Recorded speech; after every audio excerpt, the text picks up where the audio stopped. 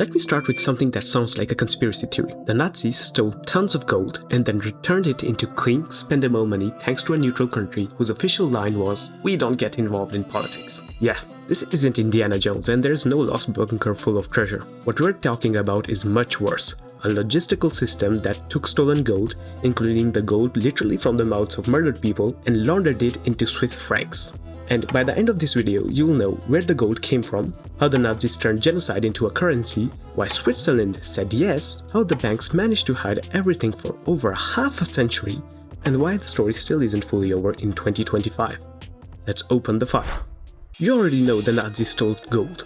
That's the boring part. What people often miss is how incredibly organized it was. There was a spreadsheet for everything. This wasn't chaos. This was bureaucracy of theft, managed by the Reichsbank, Germany's central bank. Under Walther Funk and Emil Pio, it stopped being a bank and became a laundering machine with a flag on it. They had two main streams of gold coming in. The first stream was the monetary gold. That's the polite term for the gold reserves of every country they plundered, be it Austria, Belgium, the Netherlands, so on and so forth. They emptied the vaults the moment the tanks rolled in.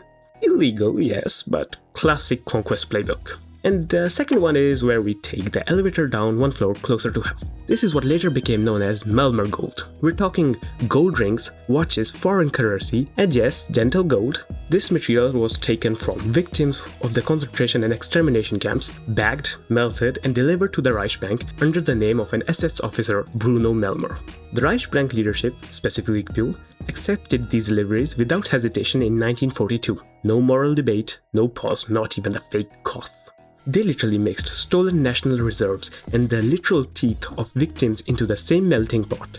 They stamped it with fake origin marks to hide its true provenance. It was German efficiency at its best, but with the seasoning of a genocide.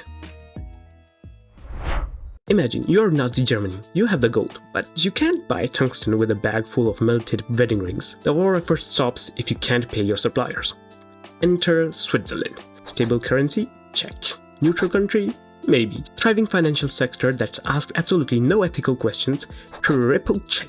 The Swiss National Bank, BNS for short, became the essential financial engine for the Reich. Between 1939 and 1945, the BNS bought the equivalent of 8 billion Swiss francs worth of Nazi gold, a colossal amount. When the Allies started sending angry diplomatic messages, the Swiss response was brilliant in its cynicism, basically saying, "We're not helping the Nazis, we're helping the francs stay strong." Totally different, of course. They were clinging to monetary orthodoxy and the principle of free markets, even as they knew the gold was stolen from conquered nations. Swiss banks kept selling francs to the German war effort, fully aware of what it enabled. Historians later confirmed that the contribution of Swiss companies was important if not decisive.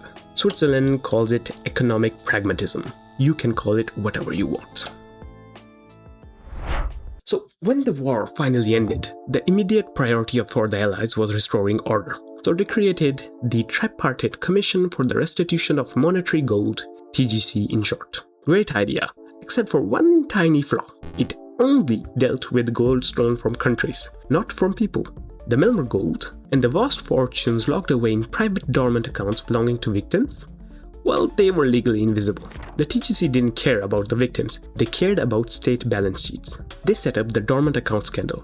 Hundreds of millions of dollars of private assets sat in Swiss vaults. They had names, they had heirs, most were never paid back. The Swiss banks simply waited. They refused restitution, often citing that the documentation was missing. Gee, I wonder why. And here's the kicker. They charged administrative fees on those inactive accounts, slowly draining them of value until they could simply close them. If there's one effective financial trick, it is to wait for the heirs to die of old age as well. The silence held for decades until the 1990s. Then things started to get a bit messy. First, the US government published the Eisenstadt report, which harshly criticized Switzerland for prolonging the war by helping to finance the Reich. But the real explosion came in 1997, thanks to a whistleblower. A security guard named Christoph Meili found documents at UBS being shredded, documents related to Nazi-era accounts. He did what any responsible person with a conscience would do. He leaked them. And the banks did what any reasonable institution with no conscience would do. They tried to destroy him. So Meili fled to the US under asylum.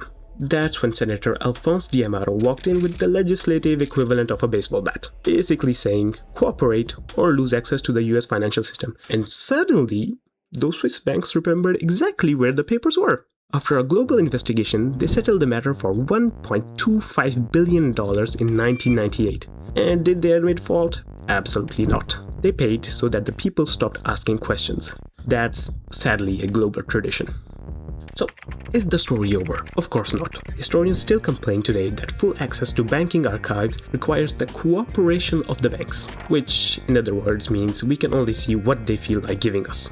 And if you think this is ancient history, in 2025, new accounts linked to Nazi-era beneficiaries were uncovered in Swiss banks. 8 decades later, they're still finding the money. This is what happens when profit is always prioritized over morality. Neutrality becomes a convenient excuse, and stolen gold becomes just another asset. The price of neutrality was paid in francs.